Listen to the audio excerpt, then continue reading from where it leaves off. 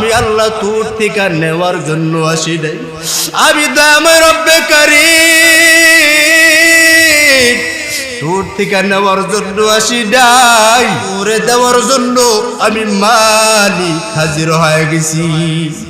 অতি গভীর হয় রজনী যখন, নীরবে প্রভুর নাম জপিও তখন, প্রভুর করুণা যদি পাইবারে চাও, গভীর রাতে উঠে প্রভুর গুণগান গাও। এই দুনিয়া আমার আসল বানানো ঘর না, এই দুনিয়া আমার নিঃস্বার্থ, স্বার্থপর আমার, এই দুনিয়া আমার আপনার ভাই, এই দুনিয়া ক্ষণস্থায়ী, এই দুনিয়ার থেকে সবাই বিদায় নিয়ে কবরে যেতে হবে।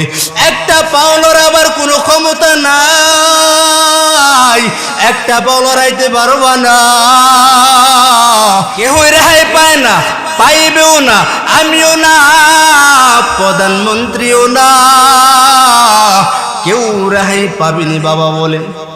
মরণ থেকে পাবেনি, মরণ থেকে যতই পালাও মরণ তোমায় নিবে ঘিরি, যদিও সুদূর আকাশ পানে লুকাও সেথায় লাগিয়ে সিঁড়ি। এ দুনিয়া মিশে খেলা ভাই, শুধু আশার খেলা ঘর, চোখ বুঝিলে দেখবি রে মত কে আপন কে বাপর। এই দুনিয়া আমার আপন না, না না আমার আপন হলো দুইজন। এক নম্বর হলো আমার আমাকে পালনেওয়ালা আমার মালিক, আর আমার নবী, এই দুইজন হলো আমার আপন। জগতে আমার কেউই আপন না। ও বাবা, আপনি থানার ডায়েরিগুলো তানাশ করে করে একটু খুঁজে নেন। মায়ের সন্তানের নামে বিরুদ্ধে মামলা করে রাখছে, সন্তানও মা বাবার বিরুদ্ধে মামলা, সন্তান বাবার নামে মামলা, বাবাই সন্তানের বিরুদ্ধে মামলা দিয়া রাখছেন। এর দ্বারা কি বুঝলাম? মায়ও আপন না, আমার বাবাও আপন না, আমার নিজের কলিজার টুকরা সন্তানও আপন না। আমাকে যিনি পালনেওয়ালা রব, ওই আল্লাহ হলেন আমার আপন। আমার নিজের যদি কোনো কিছু প্রয়োজন হয়, দুনিয়াওয়ালাদের কাছে চাবো নাকি আমার আল্লাহর কাছে চাবো? বলেন, কার কাছে চাবো? আমাকে দেনওয়ালাকে, আমাকে খাওয়ানেওয়ালাকে, আমাকে পালনেওয়ালাকে, সবকে। মা বাবার ক্ষমতা আসেনি? কারো ক্ষমতা আছে? বাচ্চা হারুন আর রশিদ একদিন রাস্তা দিয়া চলমান, বাচ্চা হারুন আর রশিদ ওনার একজন প্রহরীকে নিয়ে, উজিরকে নিয়ে রওনা হয়ে গেল। পথের মধ্যে আল্লাহর বান্দা নাইকা কয়, বাদশাহ কিছু হাদিয়া দিবেননি? কিছু হাদিয়া দেন। বাদশাহ ডাক দিয়া কয়, ধরো, আমার তফিল থেকে যা পারলাম দিলাম, পরবর্তীতে আমার রাজ দরবারে দেখা মোলাকাত করব। কিছুদিন পর আল্লাহর বান্দায় গেলেন, ওইখানে গিয়া কত প্রহরীরা বস। ডাক দিয়া কয়, বাদশাহ কই? বলে, বাদশাহ আলাদা নির্জনে একাকী ঘরের মধ্যে আছে। অনেকক্ষণ বসা, আর কতক্ষণ বসে থাকতে পারি? না না, তো দীর্ঘায়িত সময় বসে থাকা যায় না। আল্লাহর বান্দা একটু ছিদ্র দিয়া তাকাইয়া দেখতেছেন, এই বাদশাহ হারুন আর রশিদ যায় নামাজের উপরে বসিয়া দুইটা হাত বিছাইয়া কার কাছে যেন চাইতেছে। আল্লাহর বান্দা একটা চিৎকার দেয়া কয়, ইনি তো আমার চাইতে বড় ভিক্ষুক, কারণ আমি ওনার কাছে কি চাইতে আসছি। উনি যেহেতু আমি ওনার কাছে চাইছি, উনি আরেকজনের কাছে চায়, না না, উনি আমাকে কিছুই দিতে পারবে না। আল্লাহর বান্দাটাই দৌড়াইয়া জঙ্গলার মধ্যে চইলা গেলে। ডাক দেয়া কয়, রে মালিক, আমার অন্যায় হয়ে গেছে, আমার ভুল হয়ে গেছে, কারণ আপনি আমাকে পালনেওয়ালা রব, আপনি আমাকে রিজিক দেনেওয়ালা রব। ও আল্লাহর গোলামেরা, অতএব আমি নিজের প্রয়োজনগুলো মিটায় নেব কার কাছ থেকে রে বাবা বলেন? কার কাছ থেকে? ওই আল্লাহ এখনো আছেন যে আল্লাহ বান্দাকে পানির নিচে খাওয়ান, ওই মালিক এখনো আছেন রে বাবা। ইব্রাহিম খলিলুল্লাহকে আগুনের মধ্যে একটানা 40 দিন পর্যন্ত গ্রাও দিয়া রাখছেন, ওই আগুনের মধ্যে দুনিয়ার কেউ খাওয়ায় নাই। আমার বানানেওয়ালা, আমাকে যিনি পালনেওয়ালা রব, ওই আল্লাহ ইব্রাহিম নবীকে খাওয়াইছেন। ওই আমার আল্লাহ এখন আছে না নাই? আসেনি? ইয়া ইলাহি মুঝসে মুঝকো दूर कर, ताकि देखो मुझ में तुझको एक नजर। या इलाही तू मेरा माबूद है, या इलाही तू मेरा माशूक है। हर गोरीद ने के तू तैयार है, जो न मंगे उससे तू बेजार है। हर के दारत खौफ हक दर दिल मदाम, जन्नतुल मावाद हत उरा मकाम। আমার প্রয়োজনগুলো কার কাছে চাই মিটাবো বলেন? কার কাছে? দুনিয়াওয়ালাদের কাছে চাবনি? না না, দুনিয়াওয়ালারা টান টান টান টান আপনাকে দিবে কখন? দুনিয়াওয়ালারা আপনার দরওয়াজার সামনে দাঁড়াইয়া যায় কিছু দেওয়ার জন্য না, বরং নেওয়ার জন্য দাঁড়ায় হাজির হয়ে যায়। আল্লাহ ডাক দেয়া কয়, রে গোলাম, আমি আল্লাহ তোর থেকে নেওয়ার জন্য আসি নাই, আমি দামে রব্বে কারীম তোর থেকে নেওয়ার জন্য আসি নাই। ওতে তোর থেকে নেওয়ার জন্য তো আসা দূরের কথা, তোরে দেওয়ার জন্য আমি মালিক হাজির হয়ে গেছি। অতিও গভীর হয় রজনী যখন, নীরবে প্রভুর নাম জপিও তখন। প্রভুর করুণা যদি পাইবারে চাও, গভীর রাতে উঠে প্রভুর গুণগান গাও। যে জনে দিবারাত্র পরিশ্রম উঠায়, কিছু কিছু পুরাপুরি না পাইলে কিছু কিছু পায়। তুমি ডাকতে থাকো, আল্লাহর জন্য দেওয়ানা হয়ে যাও, আমার মালিকের জন্য আশেক হয়ে যাও, আল্লাহর জন্য বড় আসক্ত প্রেমাসক্ত হয়ে যাও। তুমি কিছু যদি বান্দা পুরাপুরি না পাইলে অন্তত কিছু কিছু হলো পাবা। এই জন্য আমার খালেক যিনি, আমার মালিক, তুমি অন্যায় করিয়া বসছো, আল্লাহর কাছে মাফ চাও রে বাবা। কারণ আপনি কি জানেন, আপনি একই বান্দা। উদাহরণটা এইভাবে বুঝেন, আপনি একই বান্দা একটা মার্ডার কেসের আসামি হয়ে গেছেন।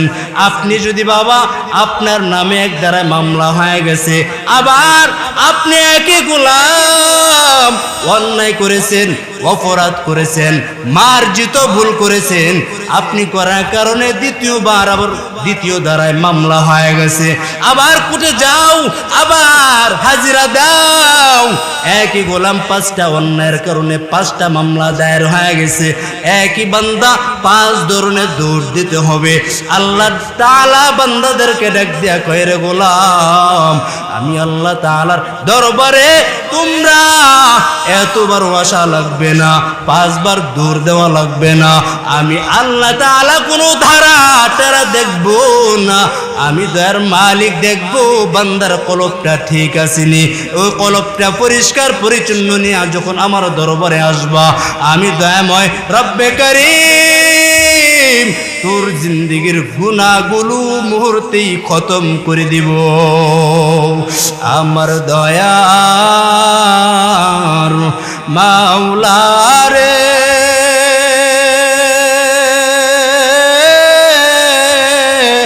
আমার দয়ার মাওলা রে কোথায় গেলে পাইব তোমার ঠিকানা তোমাকে পাইবার আশে ঘুরি আমি দেশ বিদেশে কোরআনের বাগানে করলাম বিছানা জান্নাতের ময়দানে করলাম বিছানা তুমি তো আমার মাওলার জন্য আশিক হতে পারো নাই কারণ যারা আমার আল্লাহর জন্য দেওয়ানা হয়ে গেছেন পাগল পারা হয়ে গেছেন ওরাই ছুটে চলে আমার রবের তালাশের সন্ধানে রে বাবা কারণ কারি ইব্রাহিম সাহেব রহমাতুল্লাহ আলাই বাংলার এক বিখ্যাত বুজুর্গের নাম এমন কোন বান্দা নাই যে ওনার নামটা পর্যন্ত জানে না উজানির কারি ইব্রাহিম সাহেব রহমাতুল্লাহ আলাই উনি যখন আমার মাওলা পাকের যখন জিকির তেলাওয়াত করতেন বাবা ওই যে এখন যখন আপনি উজানিতে যাবেন পুষ্কুনি দেখবেন পুষ্কুনির কিনারায় বসে বসে যখন কারি ইব্রাহিম সাহেব রহমাতুল্লাহ আলাইহি যখন আল্লাহর নামটা যখন জপতেন ও গোলাম ও পুষ্কুনির মাছগুলো কিনারায় এসা কানটা লাগায়া মাওলা পাকের জিকির শুনতো আল্লাহ আল্লাহ क्या मुबारक नाम है अल्लाह अल्लाह आशिकों का काम है अल्लाह अल्लाह इचे शीरी निस्तो नाम शीर शाकर में कुनद जानम तमाम उजनिर करसा রহমতুল্লাহ আলাই আল্লাহর পাগল হয়ে গেছেন গোটা দুনিয়া ওনার পায়ের তলে চলে আসছে রে বাবা এই জন্য আমিও যদি আমার মহান রব্বে কারিমের যদি পাগল পারা আশিক হয়ে যাইতে পারি গোটা দুনিয়া আমার মালিক আমার গোলাম বানায় দিবেন মাল্লাহুল মাওলা ফালাহুল কুল আমি যদি আমার আল্লাহর হয়ে যাই গোটা দুনিয়া বাবা বানায় দিবেন আমার এই জন্য আমরা কার হব বলেন দুনিয়ার হব নি আমি কার হব বলেন আমাকে যিনি বানানেওয়ালা খালেক আমাকে যিনি বানানেওয়ালা আল্লাহ ওই আল্লাহ বান্দাদেরকে ডাক দেয়া কয় রে মুমিন আমি আল্লাহ তোকে ডাকি দুনিয়ার কেউ ডাকে না তুই নাফরমান হয়ে গেছো তুই যদি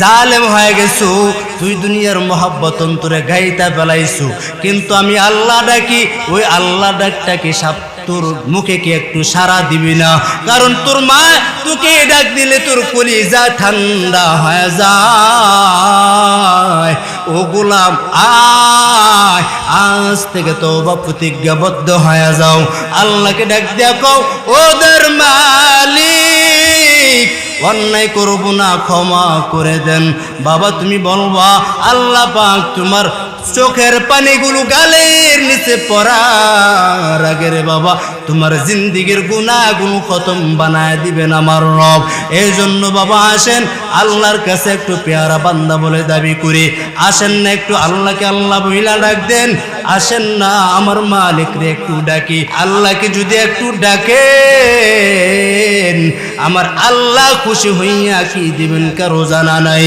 কারণ আল্লাহ যদি কয় এই বান্দাটা হলো আমার আপন আর কেউ আপন না বান্দা তাহলে জান্নাত রেডি তুমি যদি আল্লাহর অনুগত্য অনুসারে চলো তাহলে তোমার জন্য জান্নাত তৈয়ার ওয়া আম্মা মান খাফা মাকামা রাব্বিহি ওয়া নাহান নাফসা আনিল হাওয়া ফাইন্নাল জান্নাতা হিয়াল মাওয়া আমি বান্দা যদি ওই দিন মানে আখিরাতের ভয় কি যদি অন্তরে জমা নিয়ে চলি, তাহলে আমার মহান মালিক আমার জন্য এমন দুনিয়া না, দুনিয়ার মতন জান্নাত না রে বাবা, এই এক দুনিয়া না, বরং যে একটা জান্নাত ছোট ভাবে 10 দুনিয়ার একটা জান্নাত তাকে তার মালিক বানায় দিবেন আমার আল্লাহ।